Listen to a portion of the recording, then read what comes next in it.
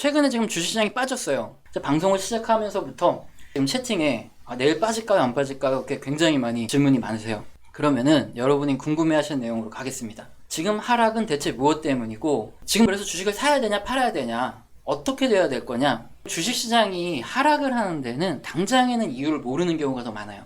시간이 지나고 밝혀지는 경우가 많고요. 주식시장이 하락했기 때문에 결과에다가 원인을 가져다 붙이는 거예요. 주식시장이 떨어지면 그제서야 여러가지 무시무시한 이유들을 딱 가져다 붙여서 뉴스가 나온다, 아니면 뭐 리포트가 나온다, 이렇게 보시면 됩니다. 예를 들어서 미연준이 금리를 인상했다, 이런 소식이 있다고 할게요. 그러면 주식시장의 분위기가 굉장히 좋을 때는 금리를 인상한다는 게 결국에는 경제가 좋아지니까 그 다음에 금리를 인상한 거 아니냐, 좋아지고 있다는 것을 연준도 인정한 거다 하면서 호재가 되고 주가가 오릅니다. 반대로 지금 주식시장이 굉장히 안 좋은데 미 연준이 금리를 인상하잖아요. 그럼 금리 인상했으니까 시중의 유동성이 흡수되는 거 아니냐 하면서 오히려 악재가 돼서 주식시장이 떨어지는 거죠. 귀에 걸면 귀걸이, 코에 걸면 코걸이에요.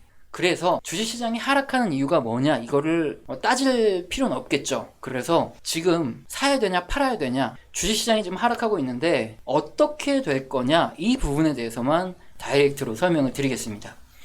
우선은 최근에 나타난 특징적인 경제 지표가 있어요. 이거 먼저 보여드리겠습니다. 첫 번째, 지금 이거는 뭐냐면 미국채 금리입니다. 미국채 금리가 2021년, 그러니까 올해 들어서 갑자기 급등을 했어요. 그러다가 최근에 미국채 금리가 떨어지기 시작하면서 주식시장이 조정이었거든요. 일단 국채 금리가 이렇게 급등했다는 말은 반대로 움직이는 채권의 가격이 떨어졌다는 의미거든요. 채권을 투자하는 글로벌 투자자들이 많이 내다 팔아서 미국채 가격이 떨어졌기 때문에 채권 금리가 급등했던 겁니다. 왜 그랬냐면 채권 트레이더들 같은 경우에는 물가가 올라가고 있기 때문에 경제도 회복되고, 당연히 조만간에 미 연준에서 금리를 올리기 전에 하는 테이퍼링, 이걸 조금 이따 설명드릴 텐데, 국채를 매달 매입을 하는데 요거를 조금씩 줄이는 테이퍼링을 시작하지 않겠냐, 이런 투자 아이디어로 국채 현물을 매도하고요, 그리고 국채 선물을 열심히 매도했기 때문에 국채 가격이 떨어지고, 이렇게 국채 금리가 지금처럼 연초에 이렇게 치솟았던 겁니다. 그리고 이렇게 채권을 매도한 돈은 이때 어디로 갔겠습니까? 당연히 인플레이션이면은 주식시장으로 들어갔겠죠. 그런데 최근에 보시면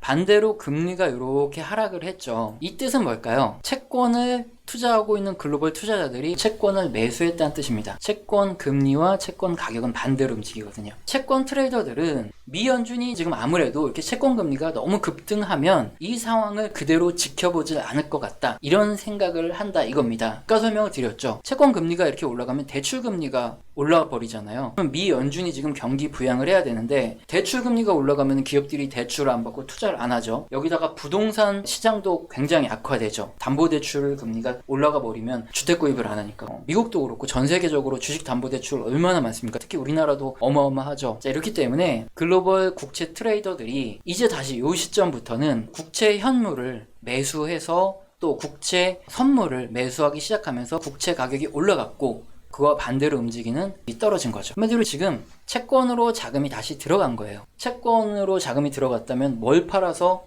채권으로 들어갔을까요? 바로 주식을 팔아서 채권으로 들어갔을 가능성이 굉장히 큰 거죠. 이제 첫 번째, 미국 국채 금리의 움직임을 보니까 최근에 주식시장이 하락한 이유가 대략적으로 어느 정도 감이 좀 잡히시죠? 그러면 이제 두 번째, 그러니까 두 번째 지표가 어떻게 바뀌었나, 요거까지 보시면은 좀 확실히 이해가 되실 겁니다. 지금 보여드리는 지표가 뭐냐 하면 달러 인덱스라는 겁니다. 달러 인덱스가 뭐냐 하면은 지금 세계적으로 기준이 되는 화폐가 달러거든요. 그래서 우리나라 화폐도 그렇고요. 어느 날 원달러 환율 뭐 이런 식으로 얘기하고 N달러 환율 이러면서 기준이 되는 달러에다가 그 가격을 고정시키고 1달러당 원화가 얼마냐, 원달러 환율로 우리나라의 통화의 가치를 평가하죠. 그런데 정작 그 달러는 어떻게 가격을 평가할까요? 지금 달러 가격이 비싸다 싸다는 어떻게 평가할 수 있을까요? 평가할 방법이 없으니까 글로벌 주요 6개국 통화를 기준으로 달러의 상대 가치를 평가한 게 바로 달러 인덱스입니다. 유로가 있고요, 엔화가 있고, 파운드와 프랑이 있고, 그리고 캐나다 달러가 있고, 스웨덴의 크로나, 6개 통화 대비 달러가 상대적으로 싼지 비싼지를 이렇게 판단하는 게 바로 달러 인덱스라는 거죠. 자, 이제 이해가 되시죠? 그림을 보시면은 지난해까지, 그러니까 2020년에 쭉 하락하던 달러가 약세가 되다가 2021년 들어서 달러가 다시 반등을 하기 시작합니다. 달러가 이렇게 강세로 가는 그림은 언제 나타날까요? 바로 글로벌 투자 자금이 미국으로 되돌아갈 때 나타납니다. 과거에 미국이 양적 완화를 하면서 나홀로 성장을 했던 이런 구간이 있어요. 그리고 미 연준이 기준금리를 인상을 하면서 금리가 올라가게 되면 뭐 우리나라도 그렇고요, 뭐 신흥국부터 해서 뭐 유럽부터 해서 글로벌 시장으로 투자가 됐던 이런 달러가 미 연준이 기준금리를 인상을 하면은 다시 미국으로 모이게 되는 거죠. 한마디로 금리를 올린다 이 말은 미 연준이 풀었던 달러를 회수한다는 말이거든요. 이런 구간에 글로벌 시장이 안 좋아지니까 상대적으로 미국이 좋아지면서 달러 강세가 나타나게 됩니다. 글로벌 환투기 투자자들이 달러를 사는 그런 겁니다. 그러면 분명히 최근에 영상을 보셨거나 뉴스를 보시면 알겠지만 미 연준은 2023년이 지나서야 기준금리를 인상을 한다고 했는데 콧의 마음이 변하고 금리를 올리기로 한 걸까요? 네, 그건 아니라요. 미 연준은 당연히 아직 기준금리 인상을 고려하고 있진 않습니다. 하지만 그에 앞서서 매달 미 연준이 조금씩 국채 만기된 거를 계속 매수해주고 있었거든요. 이 매수액을 일단 줄여요. 그래서 어느 정도로 줄인 다음에 그 다음에 금리를 인상하거든요. 이렇게 국채 매수액을 매달 매수하는 걸 줄이는 것, 이것을 바로 테이퍼링이라고 말합니다. 자, 과거로 한번 가볼까요? 그림을 보시면 지난 2015년 말에 미 연준은 기준금리를 인상을 했고요. 2013년에 매달 매수하던 채권을 조금씩 계속 줄이겠다. 그 다음에 이제 기준금리를 인상을 하겠다, 이렇게 언급을 하게 됩니다. 2013년에 미 연준에서 이렇게 테이퍼링에 대한 언급이 나오자 글로벌 주식시장이 단기간에 한 10% 하락을 합니다. 지금 시간이 지나놓고 보면은 그거 뭐 하락이 대단하겠어 하지만 그때는 몇 달 동안 굉장히 고통스러웠거든요. 근데 운이 좋게 그때 제 카페 그 월급의 자면이 카페를 보시면 그땐 제가 이제 모니터링을 하고 있었기 때문에 테이퍼링 전에 전부 다 현금화를 시켰었어요. 그래서 운 좋게 그 2013년은 잘 피했습니다. 자, 근데 지금도 마찬가지입니다. 최근에 미 연준에서 테이퍼링 어쩌고 저쩌고 얘기하는 거 아마 뉴스로 들으셨을 거고요. 역사가 반복되듯이 테이퍼링을 직접 실행하기 전에는 주식시장이 일단 단기적으로 하락할 가능성이 있어요. 그래서 눈치가 빠른 글로벌 투기 세력들은 테이퍼링의 태자가 연준이 회의에서 나오기만 해도 일단 주식을 일부 매도를 하죠. 뭐 전부 다 매도를 하는 건 아니고 현금화를 해서 대기하고 있다가 주식시장이 빠지면 밑에서 다시 사는 이런 행동을 합니다. 그런데 이제 경제 초보자님들도 이제 최대한 쉽게 설명해 드리는 게 우리 채널의 특성이죠. 이런 궁금증이 아마 생기실 수도 있어요. 미 연준이 풀었던 유동성을 회수하기 위해서 기준금리를 인상을 한다는 것 자체가 경제가 성장하고 결국에 물가 상승률이 높아지니까 연준에서 선제적으로 금리를 올려서 대응하는 것 아니냐. 그럼에도 불구하고 테이퍼링을 하면 왜 악재로 받아들여지고 주식시장이 단기간에 하락하냐. 일단은 이런 궁금증을 가지시는 분이 있을지 없을지 모르지만 가지셔야 돼요. 네. 왜냐면 준비를 했기 때문에. 답부터 드리면 일단 테이퍼링으로 시중 유동성이 흡수될 요인들이 굉장히 많기 때문에 주식시장이 단기적으로 이렇게 하락하게 됩니다. 미 연준이 보유한 국채 물량의 변화를 할 수 있는 미 연준의 보유 자산이에요. 미 연준이 보유하고 있는 자산은 대부분이 다 미국 국채거든요. 물론 그림을 보시면 중간중간 이렇게 미 연준의 보유 자산이 하락하는 구간이 나타날 수 있는데 결국에 장기적으로 보면 미 연준의 국채 보유 물량은 계속 늘어나고 있습니다. 미 연준은 쉬지 않고 미국 정부가 발행해준 국채를 매수해주면서 시중에 돈을 풀어 제끼고 있다는 말이에요. 2008년에 1조 달러의 국채를 미 연준이 매수했다고 할게요. 요만큼을요. 10년물 미 국채를 매수했습니다. 그러면 2018년이 됐을 때 만기가 딱 되면 미 연준은 미국 정부로부터 1조 달러의 원금과 이자를 지급받고 보유 국채는 딱 소멸이 됩니다. 그러면은 상식적으로 이때 쑥 빠져야 돼요. 이렇게 보유자산이 이렇게 내려가야 돼요. 그런데 이렇게 내려가지 않았다. 이 말은 뭐냐면은 미 연준이 매달 만기가 도래하는 미 국채를 거의 같은 금액만큼 계속 매수를 해줬다는 소리죠. 지금까지. 그렇기 때문에 국채 만기가 도래해도 연준의 자산이 이렇게 계속 늘어날 수 있었던 겁니다. 시간이 지날수록 미국 정부가 써야 될 지출이 굉장히 많았기 때문이고요. 그러면은 미 연준은 정부 국채를 매수를 하고요. 그 다음에 이자를 또 받고 그렇게 계속 반복을 하죠. 그렇게 되면 그 돈은 전부 다 어디로 가는 걸까요? 전부 다. 여러분 뭐 혹시 화폐 전쟁이나 뭐 음모론 이런 거 보시면은 이 돈이 무슨 뭐 로스차일드로 가니 뭐 록펠러로 가니 이런 얘기도 있는데 팩트는 그렇진 않아요. 요거는 조금 이렇게 쉬는 얘기일 수도 있는데 지금 여기 보여드리는 게 미 연준의 홈페이지거든요. 그러니까 미 연준의 홈페이지에서 뭐라고 써있냐, 연방준비은행의 순이익은 미국 재무부에 귀속됩니다. 이렇게 대문짝만하게 나와 있어요. 사람들이 뭐 화폐 전쟁 이런 거 읽고 하도 많이 질문을 하니까 그냥 아예 대문짝만하게 써놓은 거예요. 그러니까 미 연준이 국채를 가지고 있다가 만기에 미국 정부로부터 원금하고 이자, 이 달러를 지급받으면 이 돈은 다시 전부 다 미국 재무부로 들어갑니다. 뭐 로스차일드 가문이나 무슨 뭐 록펠러 가문, 뭐 유대인으로 미국의 돈이 전부 들어가는 건 아니라는 거, 네, 이런 거는 일단 뭐 확실히 알아두셔야 되고요. 그럼 이제 테이퍼링에 대한 얘기를 그냥 이해하실 수 있어요. 테이퍼링이 바로 미 연준이 미 정부의 국채 만기되는 걸 계속 사주고 여기서 뭐 필요할 때 더 사주고 이렇게 하던 거를 계속 줄이겠다, 이 말이죠. 국채의 재매 수액을 줄이면 미 연준이 달러를 찍어내가지고 국채를 사주는데 그만큼 유동성을 덜 공급하겠다는 말이 되는 거죠. 또한 뭐 미국 정부가 국채를 발행을 해서 미 연준으로부터 달러를 받아서 이걸 지출을 하게 되는데 그걸 매수액을 줄인다는 말은 미국 정부로 또 들어오는 현금 자체도 줄어든다는 말입니다. 이렇게 시중의 유동성이 줄어들게 되면 주식시장에서 자금이 빠져나갈 가능성이 굉장히 커지죠. 그렇기 때문에 테이퍼링을 한다 그러면 주식시장에서도 자금이 빠져나갈 수밖에 없지 않냐. 이래서 글로벌 투자자들은 일시적으로 이렇게 매도 물량을 쏟아내고 그렇게 주식시장이 뭐 한 10% 정도 역사적으로 빠졌던 겁니다. 이게 테이퍼링을 하면 주식시장이 빠지는 첫 번째 이유고, 최근에 그 테이퍼링의 태자가 약간 나왔었죠. 물론 좀 이따 설명드리겠지만 연준 의장이 아직 너무 이르다 그렇게 시장을 달랬지만 어쨌든 이것 때문에 앞으로도 계속 주식시장은 태자가 나오면 조정을 받을 빌미가 있을 거고요. 물론 이건 좀 이따 설명을 드리겠습니다. 그리고 이 테이퍼링 얘기가 나오면 전 세계 투자자들이 일시적으로 주식을 매도하는 이유는 미 연준이 슈퍼맨이 아니라는 사실을 알기 때문에 그렇습니다.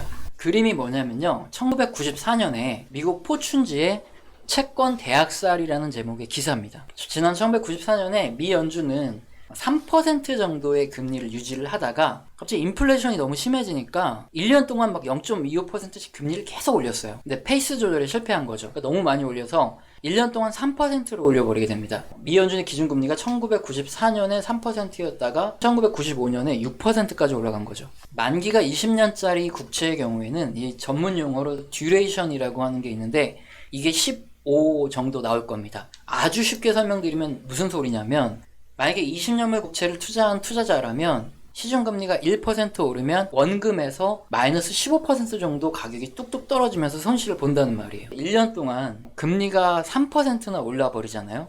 20년물 국채를 갖고 있던 사람은 최소한 30% 이상의 원금 손실을 봤을 겁니다. 아주 미치겠죠. 그래서 채권 투자자들과 은행들이 당시에 엄청나게 심각한 손실을 입었을 뿐만 아니고요, 지나치게 빠른 금리 인상으로 경기가 일시적으로 후퇴하기까지 합니다. 그래서 미 연준이 그때 그런 과거에 실책들이 많기 때문에 지금 연준도 항상 고민하는 것이 과연 지금 금리 인상 시점이 빠르냐 늦냐, 이 부분이에요.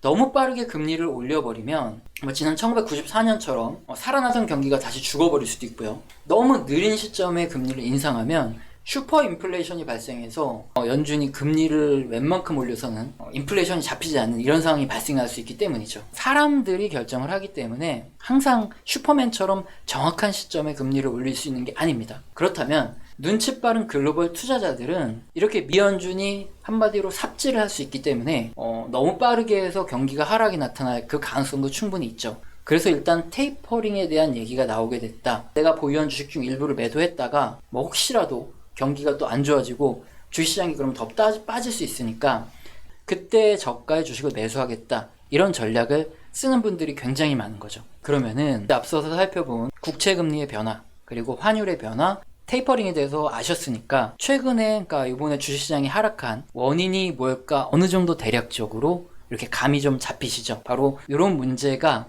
주식시장을 하락시킨 원인이 아닌가 생각이 되고요. 그러면은 우리가 어떻게 해야 될지 답이 나오는 거죠. 뉴스를 보시면 파월 의장이 그러니까 1월 15일에 지금 테이퍼링을 논한 시기가 아니다, 이렇게 일축을 했습니다. 저희가 테이퍼링이 과거에 있었던 2013년으로 되돌아가서 이때 무슨 일이 있었나 보면 지금 앞으로 어떻게 될지를 알 수 있기 때문에 이 그림을 보여드린 거고요.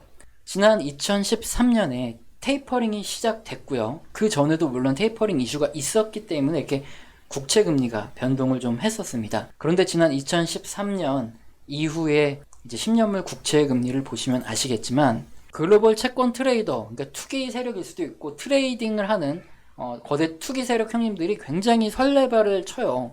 또 주책 맞게 미연준 기준금리는 요때, 그러니까 2015년 말에 올라갔어요. 근데 그 전에 미연준 10년물 국채금리 올라간 거 보십시오. 거의 1.5%에서 3%까지 이렇게 급등을 하거든요. 엄청나게 밀어 올려버립니다. 당시에 연준이 이거 진화하느라고 갑자기 국채 매수하고 진짜 난리를 쳐야 됐어요. 이렇게 테이퍼링에 대한 기대감이 커지면요, 글로벌 국채 트레이더들이 뭐 어쨌든 금리는 올라갈 거 아니냐 하면서 설레발을 쳐서 미리 매수하는 바람에 국채 금리가 과거에도 이렇게 단기에 확 치솟았던 이런 사례가 있습니다.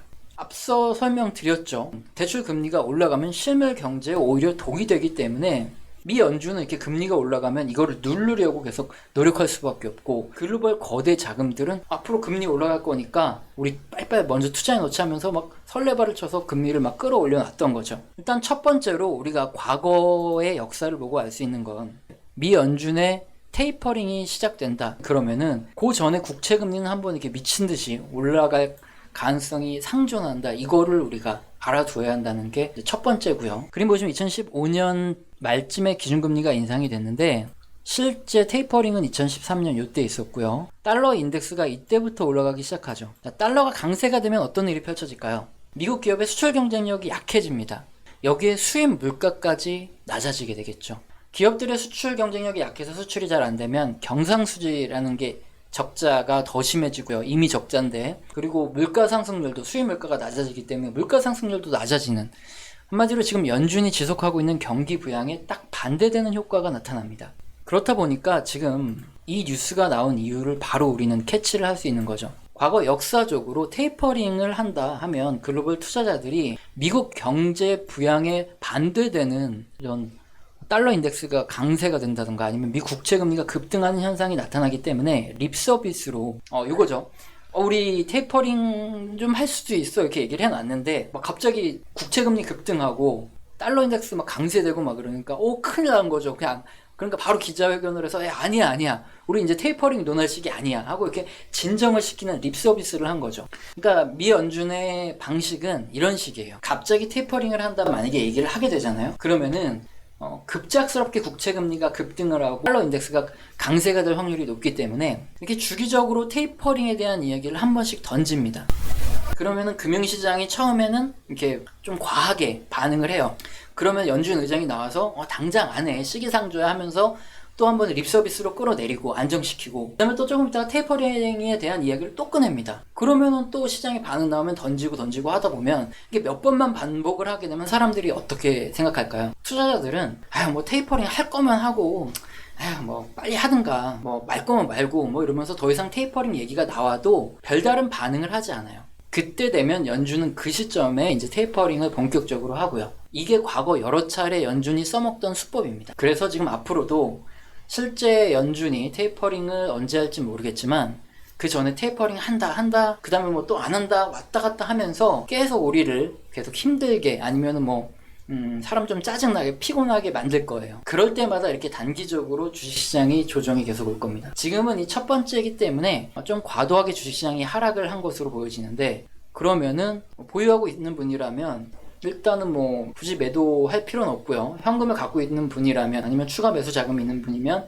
저점에 분할 매수를 들어가야죠. 제가 최저점이 얼마다, 이때부터 사러 요거까지 찍어드릴 수는 없지만 어쨌든 이번 조정은 이런 원인에 의해서 발생될 가능성이 크기 때문에, 이런 경제현상과 맞물려서 일어났기 때문에 어떻게 보면 좀 단기적인 조정이고, 첫 번째 테이퍼링 얘기가 나왔기 때문에 좀 크게 반응을 했다, 이렇게 판단을 내리는 거예요. 다른 것 때문에 증시 조정받고 뭐 폭락하고 그러면 뭐 어쩔 수 없죠. 뭐 가야죠, 한강. 네. 깨끗이 산화하는 거죠, 그냥. 네. 근데 어쨌든 요 지표에 따라서 지금 주시장이 하락했을 가능성이 현재까지는 굉장히 크고, 또 많은 전문가들도 그렇게 보고 있으니까 제가 이렇게 말씀을 드리는 거고요. 앞으로 뭐 연준 회의에서 테이퍼링 얘기가 좀 나오고, 그 다음에 연준 의장이 또 나와서 뭐 안 한다 뭐 이렇게 하면서 사람 짜증나게 할 때마다 주시장이 하락을 좀씩 할 텐데, 그때마다 너무 쫄지 않으셔도 된다 이거죠.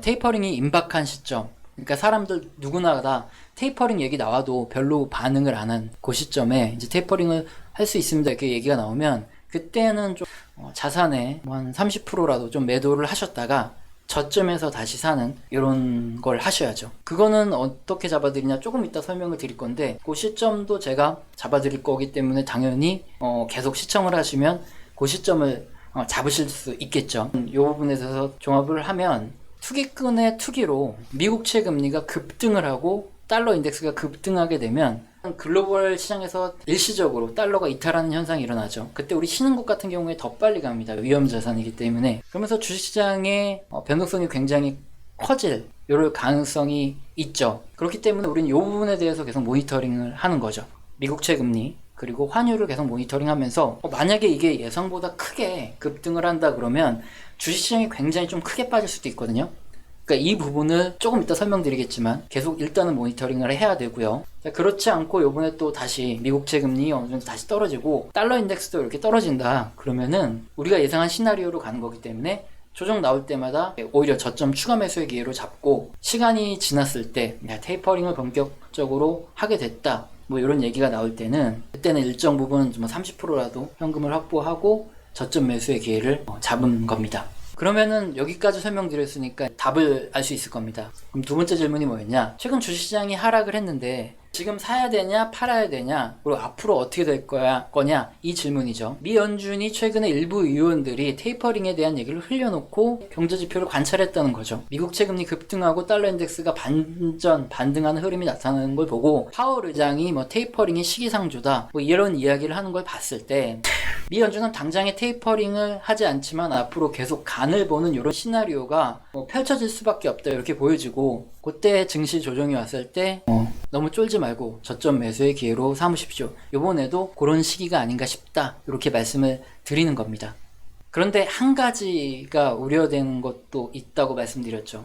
제가 역사적인 사실을 들어서 지금 증시 조정의 이유를 설명드렸고 향후 전망을 드렸지만 주식시장이 그렇게 만만하지 않다는 거죠. 역사가 반복될 확률이 굉장히 높지만 꼭 그렇게 된다는 보장도 없는 것도 있습니다. 그래서 아까 잠깐 언급드렸던 지금 만약에 우리가 국채 및 달러 인덱스를 확인했는데 연준이 이렇게 개입을 했음에도 불구하고 국채 금리가 과도하게 튀어오른다거나 달러 인덱스가 과도하게 올라가면 이거는 생각보다 큰 폭의 지금 조정이 시작되는 걸 수도 있어요.